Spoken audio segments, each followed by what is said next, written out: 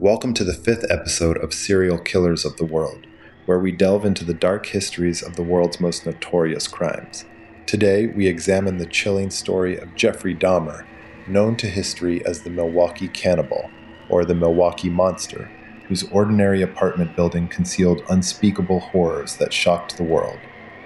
In the late 1980s and early 1990s, Milwaukee, Wisconsin was a bustling industrial city. In the working-class neighborhoods, people lived close together, yet stayed isolated, ignoring the strange sounds and odors of their neighbors. Behind the door of apartment 213 in the Oxford Apartments, a polite, soft-spoken factory worker was executing a series of absolute nightmares. Jeffrey Dahmer was a man driven by a pathological fear of abandonment and a disturbing urge for complete control. He was born in May 1960 in Milwaukee, showing early signs of deep isolation and neglect. His childhood was marked by tense family dynamics, with his mother suffering from severe depression and his father often away. Dahmer developed a strange interest in animal carcasses, which he collected from roadsides and chemically preserved with his father's help, who thought it was a harmless scientific hobby. As he grew into adulthood, his inner fantasies darkened, transforming from detached curiosity into a lethal compulsion. We will walk down this dark corridor of history together, examining the pieces of evidence that were gathered from the cold crime scenes, tracing the exact footsteps of the investigators who ultimately uncovered a house of horrors, and asking what psychological forces drive a man to step from the light of society into the deepest dark.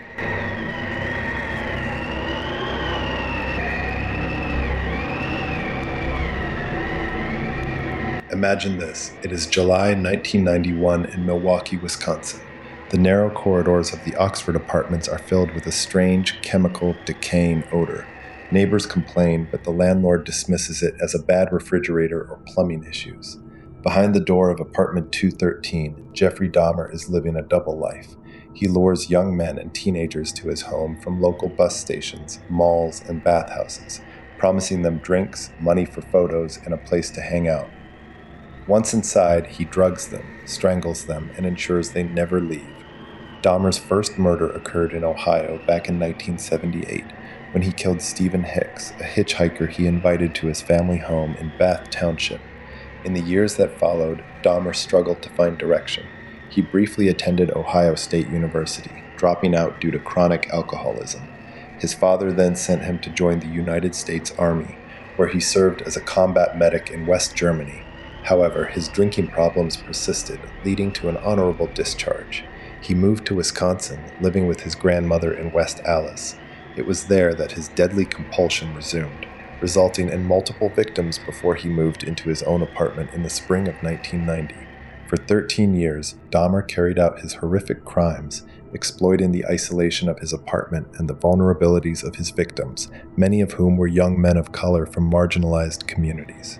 His obsession was not just with murder, but with a desperate, monstrous attempt to create permanent, submissive companions who could never abandon him. The tragedy of the Dahmer case was compounded by catastrophic systemic failures. In May 1991, a 14-year-old Laotian boy, Konerak Sinthasomphone, managed to escape from Dahmer's apartment while drugged, bleeding, and naked. Two neighborhood women found the boy dazed on the street and called the police. But when officers arrived, Dahmer appeared, calmly explaining that the boy was his adult partner and that they had had a lover's quarrel. Despite the frantic protests of neighbors, the police officers escorted the boy back into Dahmer's apartment and left. Konerak was murdered hours later. The case exposed deep racial tensions and systemic failures within the Milwaukee Police Department, leading to protests and demands for accountability. Dahmer's reign of terror finally ended on the night of July 22, 1991. A 32-year-old man named Tracy Edwards managed to escape from apartment 213, running into the street with a pair of handcuffs dangling from his wrist. He flagged down patrol officers who returned with him to the apartment. As they searched the room for the keys to the handcuffs, an officer opened a drawer and discovered a collection of Polaroid photographs depicting dismembered bodies. Dahmer was wrestled to the ground and arrested. I'm your host, and for the next 10 minutes, we are stepping inside a house of absolute horrors. Hold on tight.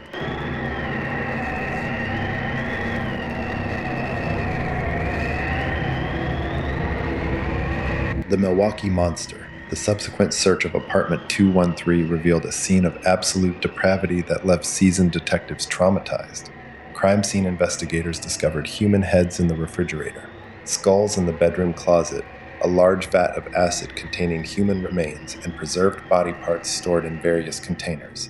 Dahmer had murdered 17 young men and boys between 1978 and 1991. During his interrogation, led by detectives Patrick Kennedy and Dennis Murphy, Dahmer confessed to everything in detail, refusing representation at first. He did not deny his actions, but rather explained them with a chilling, detached honesty, describing his methods of preservation and the psychological urges that drove him. He pleaded guilty but insane. The trial in 1992 was a media sensation, focusing on the graphic details of cannibalism, necrophilia, and the legal definitions of sanity. During the trial, the families of the victims sat in the courtroom, forced to listen to the horrific details of how their loved ones were stolen from them. Several family members delivered emotional victim impact statements, detailing their immense grief and the devastating void left by the losses. The jury ultimately found him sane, and the judge sentenced him to 15 consecutive life terms, totaling 950 years in prison.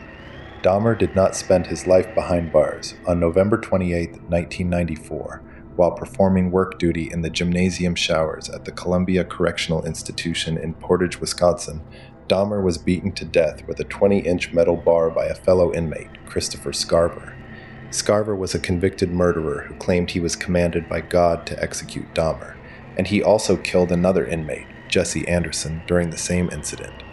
The Oxford Apartments building was completely demolished, turned into an empty lot to erase the physical memory of his crimes. But the scars left in the community and the families of the victims could never be erased. The site remains empty to this day, a silent monument to the 17 lives cut short.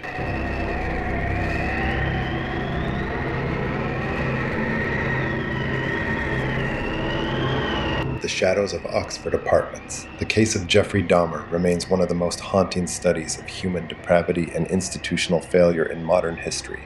It highlighted the dangers of social neglect, where the disappearances of marginalized individuals were ignored, and the warning signs of a predator were brushed aside. Dahmer's quiet, polite demeanor allowed him to walk unnoticed through society, hiding a monstrous reality behind an ordinary facade. His crimes forced a re-examination of police procedures, minority community relations, and the dark potential of human obsession. The memory of the Milwaukee cannibal continues to serve as a stark warning about the shadows that can hide in plain sight. How many other apartments, how many other ordinary doors hide the same unspeakable nightmares? The responsibility to listen, to care, and to protect the vulnerable remains our collective duty.